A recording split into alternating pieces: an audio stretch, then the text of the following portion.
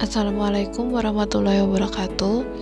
Saya Wanda Prayuda Murti dengan rekan saya Mita Yuliana hari ini akan mempresentasikan tentang teori implementasi pembelajaran. Yang akan kami bahas di sini yaitu pertama ada pengertian implementasi pembelajaran.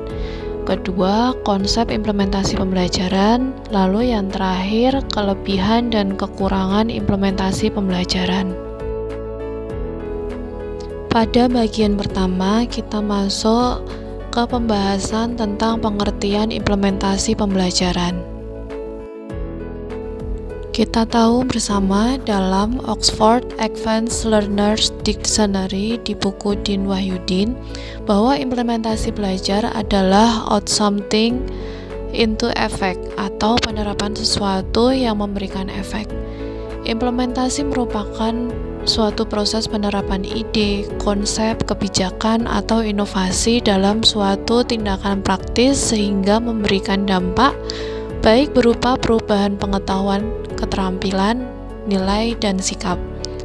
Jadi, implementasi pembelajaran adalah pelaksanaan penerapan sesuatu yang nantinya memberi dampak baik berupa pengetahuan, keterampilan, nilai, dan sikap. Kita masuk ke pembahasan implementasi pembelajaran dari tokoh-tokoh penting. Yang pertama ada Hamzah.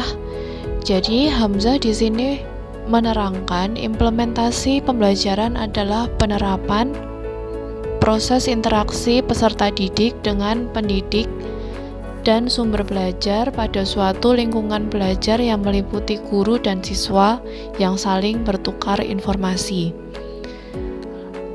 Lalu yang kedua ada dari Asep Jihad yang menerangkan tentang implementasi pembelajaran adalah suatu proses peletakan ke dalam praktek tentang suatu ide program atau seperangkat aktivitas baru bagi orang dalam mencapai atau mengharapkan perubahan.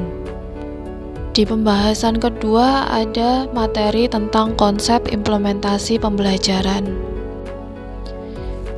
Jackson pada Hamalik tahun 2006 menjelaskan adanya 3 pendekatan dalam implementasi kurikulum, yaitu yang pertama, fidelity perspective. Karakteristik utama pendekatan ini adalah para pelaksanakan kurikulum di sekolah berupaya mengimplementasikan kurikulum sesuai dengan desain yang telah ditetapkan standar. Lebih jauh, Jackson menyebutkan bahwa dalam fidelity perspective, kurikulum dipandang sebagai rancangan atau program yang dibuat di luar ruang kelas. Kurikulum juga dipandang sebagai sesuatu yang real atau rencana program yang dianjurkan oleh guru. Lalu yang kedua ada mutual adaptation. Ciri pokok pendekatan ini dalam implementasinya adalah pelaksanaan pengadaan penyesuaian-penyesuaian berdasarkan kondisi real, kebutuhan dan tuntutan perkembangan secara kontekstual.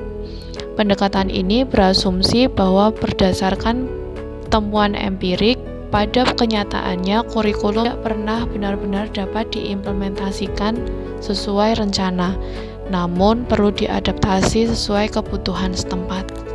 Menurut pendekatan ini, desain dan isi kurikulum dirancang di luar konteks pembelajaran, kemudian diadaptasi oleh guru sebagai sebuah pengembangan dengan lokal. Adaptasi juga dapat dilakukan selama proses implementasi berlangsung. Lalu yang terakhir ada enactment kurikulum.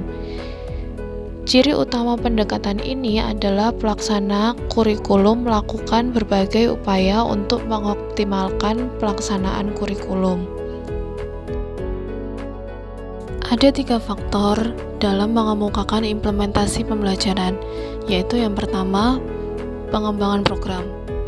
Pengembangan kurikulum mencakup pengembangan program tahunan atau program umum di setiap mata pelajaran. Lalu ada program semester, berisi hal-hal yang akan disampaikan dalam semester tersebut.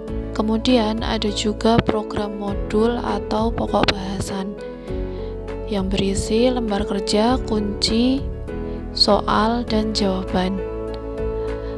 Selanjutnya ada program mingguan dan harian untuk mengetahui kemajuan dan kesulitan peserta didik, program pengayaan dan remedial, serta program bimbingan dan konseling.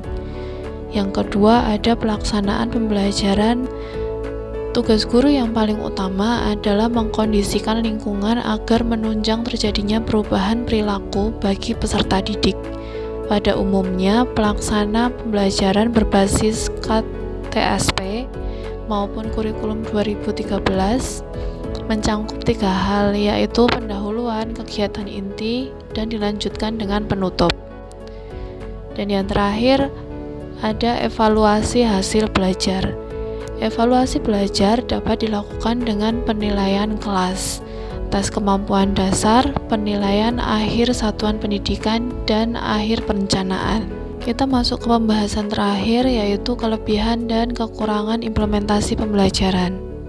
Pada teori implementasi pembelajaran, walaupun banyak kelebihannya, di situ juga ada kelemahan dari teori ini. Kelebihan pertama, menggunakan proses berpikir tingkat tinggi atau higher order thinking skill. 2. Siswa akan diajak untuk memecahkan suatu permasalahan yang real atau nyata dalam kehidupan. 3. Siswa akan terbiasa dalam mencari berbagai sumber pengetahuan. 4. Bagi siswa yang memiliki kemampuan tingkat rendah, dapat terbantu dengan adanya pembelajaran secara kelompok yang heterogen. 5. Didukung dengan pengetahuan yang ilmiah akan terlatih. 6. Pembelajaran berfokus pada masalah. Terakhir, memberikan tanggung jawab kepada siswa. Kelemahan: tidak semua materi cocok menggunakan model pembelajaran berdasarkan masalah. 2. Sering terjadi miskonsepsi. 3. Sulit mencari masalah yang relevan dengan materi yang akan disampaikan. 4. Guru sebagai fasilitator. Terakhir, penggunaan waktu yang tidak sedikit. Sekian yang dapat kami sampaikan. Terima kasih. Wassalamualaikum warahmatullahi wabarakatuh.